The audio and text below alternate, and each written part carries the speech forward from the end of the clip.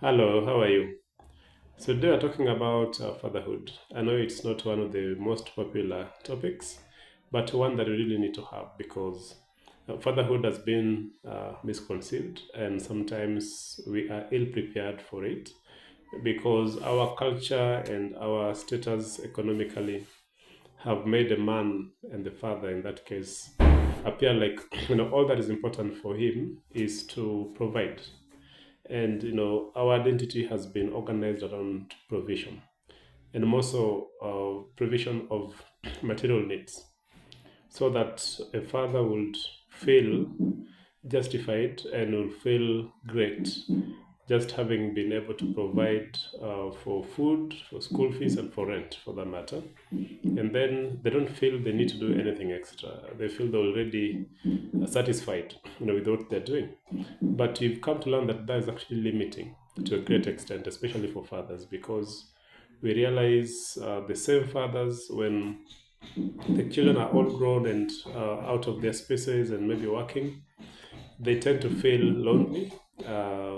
They tend to feel they are not supported. They are not, even needed. Actually, in fact, there's a story of a gentleman who was telling me that, having raised his children, and now they are all grown and out of his place, out of his home, he feels like he's all alone. No one cares about him. In fact, 3 4 months, no one even calls to check how is dad doing. And so he was telling me that makes him feel like all along he's been an ATM machine. And therefore, we are starting this conversation to just ensure that as men and as fathers, we are not reducing ourselves or allowing the society to reduce us to just being ATM machines, so that at the end of it all that we've done is to support life, but not really to build a relationship that matters through life. And number two, that also has limited our influence or our modeling or mentorship for our children, because for you to mentor effectively, for you to model effectively, we have to be involved, and involvement requires presence. And so, for some reason, men have failed or have not been able to be present, and that has equally affected uh, how we are able to model or how we are able to be involved effectively. All right, so now we are calling upon fathers to rethink this idea that was sold to us about fatherhood. And I also know the complexity that comes with it, because for some reason, uh, provision is at the center. Provision, protection, and all that, they are the center of what a man is or what a man should do. However, they are not everything that a man should do.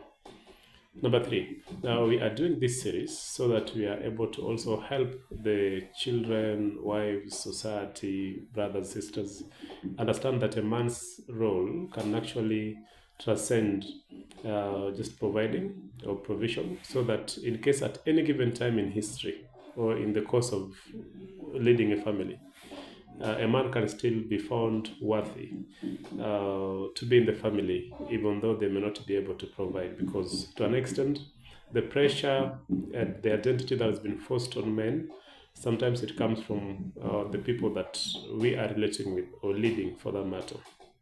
So they tend to reduce our role to that. So that if a man is not able to provide, is not able to uh, protect, then he's made to imagine that he's failed entirely as a man, and therefore he's not seeing any other area he can be useful. So just trying to readjust that kind of idea and identity, and help us to see how else or what are those important roles that man can play beyond and above provision, because as men we have to play these roles beyond and above provision. Number four, sometimes when I speak to men about this theory, they tell me, are you not expecting too much for us, of us rather? Are you not pushing us to hold too much? We already are stressed and overwhelmed by the weight of provision. Now you're saying we should be involved. Now you're saying we should create time for children, we should create time for family, we should create time for spiritual growth and development. We should create time to play with children. Are you not expecting too much of us? And my response to that usually is, are we incapable? Have you ever tried and found that you're incapable? No. They're actually men that have tried and have achieved what we are aiming for. So therefore, as we start this series, and we're doing this month of June because this is International rather the International Father's Day. It's coming soon in this month. So just want to sensitize ourselves as fathers to rebuild a new identity around fatherhood, and we're going to do this around 6 P's. The first P is presence, being available, being present, and being involved. And these also include emotional availability.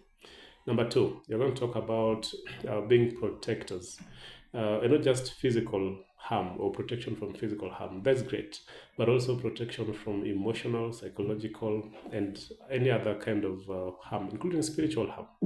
All right. Number three, we're going to do this around the third P, which is provision. And provision here is beyond the material needs, beyond rent and food and school fees. It's also about providing vision, providing purpose, providing all that family needs to thrive. And then the fourth P in this case is going to be priest or priesthood. Priesthood is not just about our pastors and leaders of the church. It's also about men at home. And what a priest does is to train in morality and in spirituality. So we're going to also not just train, but also model cultural values that are worth aiming for, and also spiritual grounding that our children need.